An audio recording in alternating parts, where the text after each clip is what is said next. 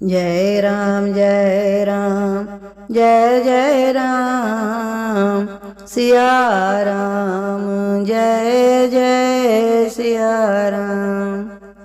श्री तुलसीदास जी कहते हैं, विभीषण जी को आदर सहित आगे करके वानर फिर वहां चले जहां करुणा की खान श्री रघुनाथ जी थे। नेत्रों को आनंद का दान देने वाले अत्यंत सुखद दोनों भाइयों को विभीषण जी ने दूर ही से देखा। फिर शोभा के धाम श्री राम जी को देखकर वे पलक मारना रोक कर ठिठक कर स्तब्ध होकर एकटक देखते ही रह गए। भगवान की विशाल भुजाएं हैं, लाल कमल के समान नेत्र हैं और शरणागत के भय का नाश करने वाला सांवला शरीर है। सिंह से कंधे हैं, विशाल वक्षस्थल अत्यंत शोभा दे रहा है। असंख्य कामदेवों के मन को मोहित करने वाला मुख है। भगवान के स्वरूप को देखकर विभीषण जी के नेत्रों में प्रेमाश्रुओं का जल भर आया और शरीर अत्यंत पुलकित हो गया। फिर मन में धीरज धरकर उन्होंने कोमल वचन कहे, हे नाथ, मैं दशमुख रावण का भाई हूँ। हे देवताओं के रक्षक, मेरा जन्म राक्षस कुल में हुआ है। मेरा तामसी शरीर है। स्वभाव से ही मुझे पाप प्रिय हैं, जैसे उल्लू को अंधकार पर सहज स्नेह होता है। मैं कानों से आपका सुयश सुनकर आया हूँ कि प्रभु भाव जन्म मरण के भय का नाश करने वाले हैं। हे दुखियों के दुख दूर करने वाले और शरणागत को सुख देने वाले श्री रघुवीर, मेरी रक्षा कीजिए, रक्षा कीजिए। प्रभु ने उन्हें ऐसा कहकर दंडवत करते देखा तो वे अत्यंत हर्षित होकर तुरंत उठे। विभीषण जी के दीन वचन सुनने पर प्रभु के मन को बहुत ही भाए। उन्होंने अपनी विशाल भुजाओं से पकड़कर उनको हृदय से लगा लिया। छोटे भाई लक्ष्मण जी सहित गले मिलकर उनको अपने पास बैठाकर श्री राम जी भक्तों के भय को हरने वाले वचन बोले, हे लंकेश, परिवार सहित अपने कुशल को हो। तुम्हारा निवास बुरी जगह पर है, दिन रात दुष्टों की मंडली में बसते हो। ऐसी दशा में हे सखे, तुम्हारा धर्म किस प्रकार निभता है। मैं तुम्हारी सब रीति आचार व्यवहार जानता हूँ। तुम अत्यंत नीति निपुण हो, तुम्हें अनीति नहीं सुहाती। हे तात, नरक में रहना वरम अच्छा है, परंतु विधाता दुष्ट का संग कभी न दे। विभीषण जी ने कहा, हे रघुनाथ जी, अब आपके चरणों का दर्शन कर कुशल से हूँ, जो आपने अपना सेवक जानकर मुझ पर दया की है। तब तक जीव की कुशल नहीं और ना स्वप्न में भी उसके मन को शांति है, जब तक वह शोक के घर काम विषय कामना को छोड़कर श्री राम जी को नहीं भजता। लोभ मोह मत्सर मद और मान आदि अनेकों दुष्ट तभी तक हृदय में बसते हैं, जब तक कि धनुष बाण और कमर में तरकस धारण किए हुए श्री रघुनाथ जी हृदय में नहीं बसते। ममता पूर्ण अंधेरी रात है, जो राग द्वेष रूपी उल्लुओं को सुख देने वाली है। वह ममता रूपी रात्रि तभी तक जीव के मन में बसती है, जब तक प्रभु का प्रताप रूपी सूर्य उदय नहीं होता। हे श्री राम जी, आपके चरणारविंद के दर्शन कर अब मैं कुशल से हूँ। मेरे भारी भय मिट गए। हे कृपालु, आप जिस पर अनुकूल होते हैं उसे तीनों प्रकार के भवशूल अध्यात्मक, आदि दैविक और आदि भौतिक ताप नहीं व्यापते। मैं अत्यंत नीच स्वभाव का राक्षस हूँ। मैंने कभी शुभ आचरण नहीं किया, जिनका रूप मुनियों के भी ध्यान में नहीं आता। उन प्रभु ने स्वयं हर्षित होकर मुझे हृदय से लगा लिया। हे कृपा और सुख के पुंज श्री राम जी, मेरा अत्यंत असीम सौभाग्य है, जो मैंने ब्रह्मा और शिव जी के द्वारा सेवित युगल चरण कमलों को अपने नेत्रों से देखा। श्री राम जी ने कहा, हे सखा सुनो, मैं तुम्हें अपना स्वभाव कहता हूँ, जिसे कागभुशुंडी शिवजी और पार्वती जी भी जानती हैं। कोई मनुष्य संपूर्ण जड़ चेतन जगत का द्रोही हो, यदि वह भी भयभीत होकर मेरी शरण तक कर आ जाए और मद मोह तथा नाना प्रकार के छल कपट त्याग दे, तो मैं उसे बहुत शीघ्र साधु के समान कर देता हूँ।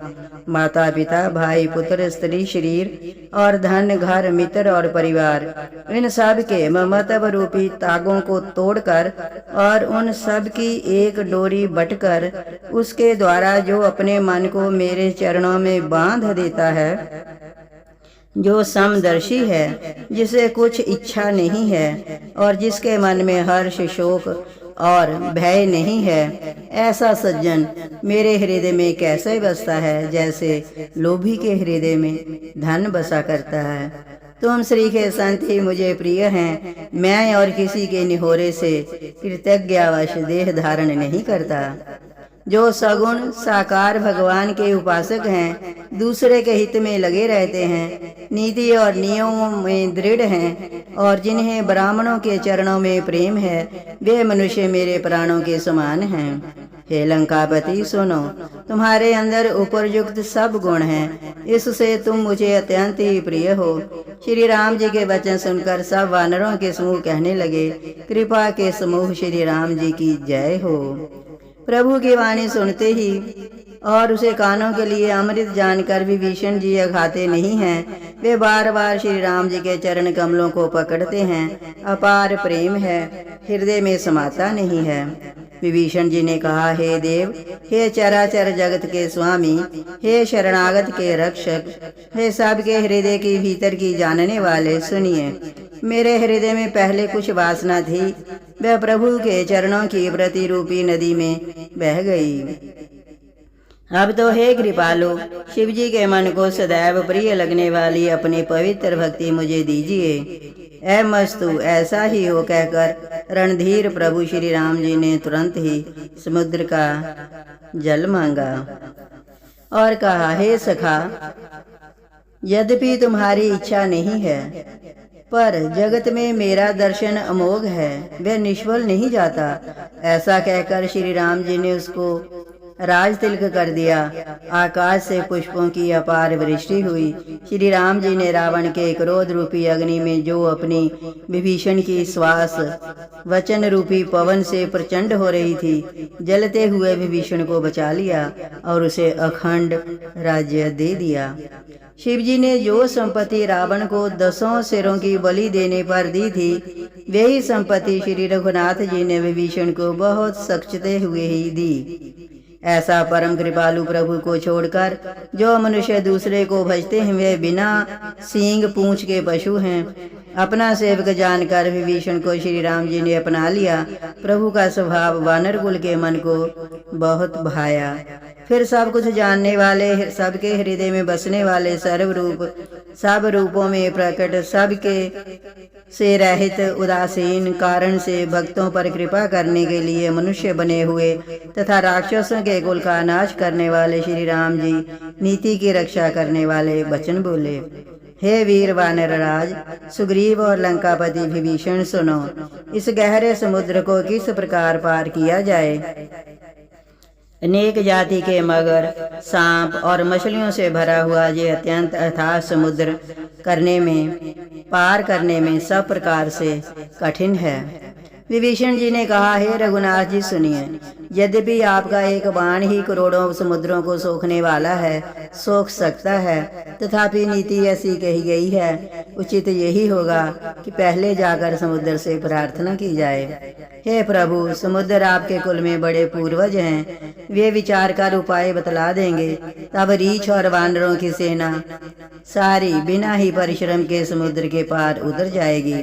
श्री राम जी ने कहा, हे सखा, तुमने अच्छा उपाय बताया, यही किया जाए। यदि देव सहायक हों। ये सलाह लक्ष्मण जी के मन को अच्छी नहीं लगी। श्री राम जी के वचन सुनकर उन्होंने बहुत ही दुख पाया।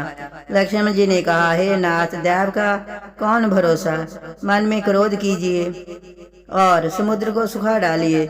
ये देव तो कायर के मन का एक आधार, तसल्ली देने का उपाय है। आलसी लोग ही देव देव पुकारा करते हैं।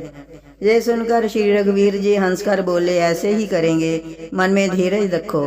ऐसा कहकर छोटे भाई को समझाकर प्रभु श्री रघुनाथ जी समुद्र के समीप गए। उन्होंने पहले सिर नवाकर प्रणाम किया, फिर किनारे पर कुश बिछाकर बैठ गए। इधर ज्यों ही विभीषण जी प्रभु के पास आए थे, त्यों ही रावण ने उनके पीछे दूत भेजे थे। कपट से वानर का शरीर धारण कर उन्होंने सब लीलाएं देखी। वे अपने हृदय में प्रभु के गुणों की और शरणागत पर उनके स्नेह की सराहना करने लगे। फिर वे प्रकट रूप में भी अत्यंत प्रेम के साथ श्री राम जी के स्वभाव की बड़ाई करने लगे। उन्हें दुराव कपटवेश भूल गया। तब वानरों ने जाना कि ये शत्रु के दूत हैं और वे उन सबको बांधकर सुग्रीव के पास ले गए। सुग्रीव ने कहा, सब वानरों सुनो, राक्षसों के अंग भंग करके भेज दो। सुग्रीव के वचन सुनकर वानर दौड़े। दूतों को बांधकर उन्होंने सेना के चारों ओर घुमाया। वानर उन्हें बहुत तरह से मारने लगे।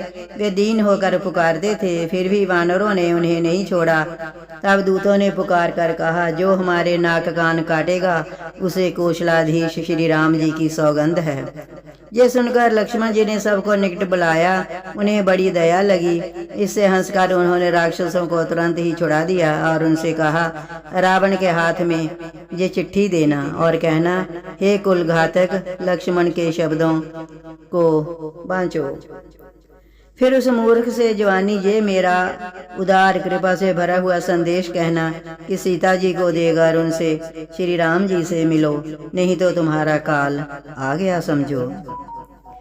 लक्ष्मण जी के चरणों में मस्तक नवाकर श्री राम जी के गुणों की कथा वर्णन करते हुए दूत तुरंत ही चल दिए। श्री राम जी का यश कहते हुए वे लंका में आए और उन्होंने रावण के चरणों में सिर नवाए।